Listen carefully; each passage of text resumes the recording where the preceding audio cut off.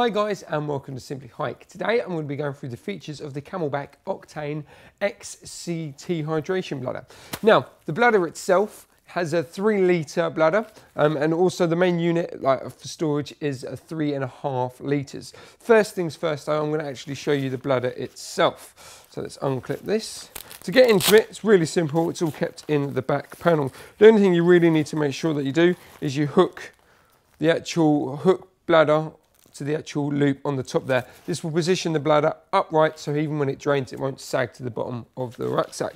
All you really need to do then, push that down on the back. You've got a bit of Velcro that attaches there. Yet again, that's going to sit on your back as well, so that's going to hold it nice and secure.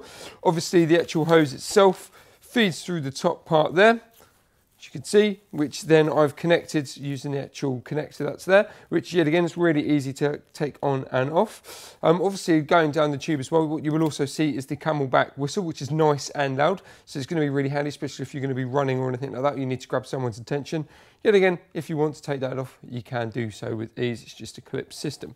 The other thing I'm going to show you is obviously the lock system that's on the bite valve. Now over time, obviously you can see this where you bite, and that's obviously where the water squirts through. Now over time that obviously wears off, so should we say it goes to like that. Now what you tend to get then is drips of water onto your top or onto your jersey, which can be quite annoying. Something really simple, something really basic is just a lock system there. Lock that on there, and that has basically completely cut the water off from the actual bite valve itself, and this is going to prevent the actual water dripping out the mouthpiece.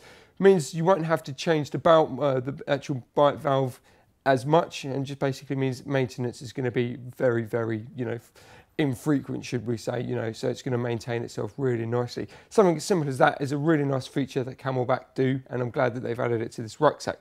While we're actually on the case of the back paneling, I'm actually just going to show you the general back paneling itself. Obviously it's nice and cushioned. It's going to work really well with the actual bladder itself, giving you nice and comfort. Yet again, that comfort is actually going to work really well with the bladder itself, really pushing up against your back.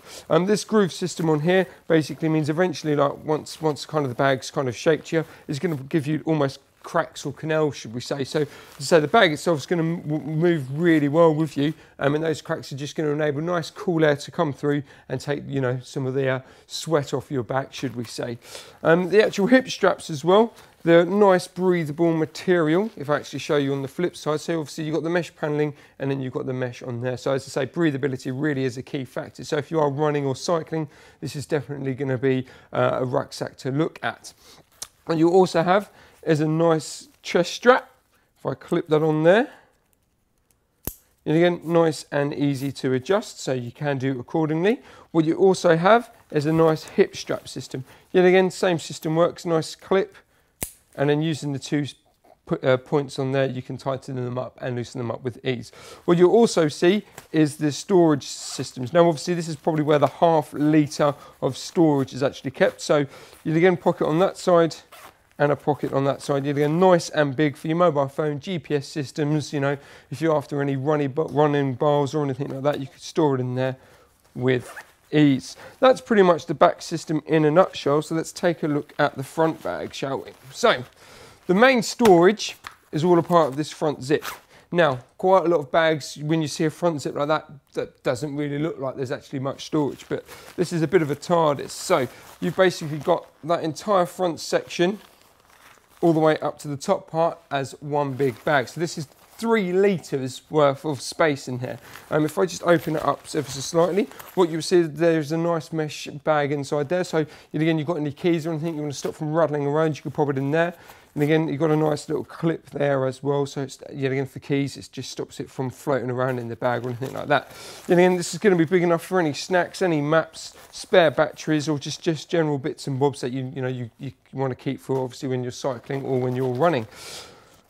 Now, a nice little safety feature this bag actually has is just basically this bit of strapping at the front there. As you can see, it has a reflective panel on there, so if you are nighttime cycling or running, if a light goes onto that, it's going to shine nice and bright. But again, if you've got a nice, should we say, a head torch or anything like that, you can clip that on there, switch it on, and it's just a nice little safety precaution there. This is a great bag for Camelbak, and for any more information, please visit us at simplyhike.co.uk.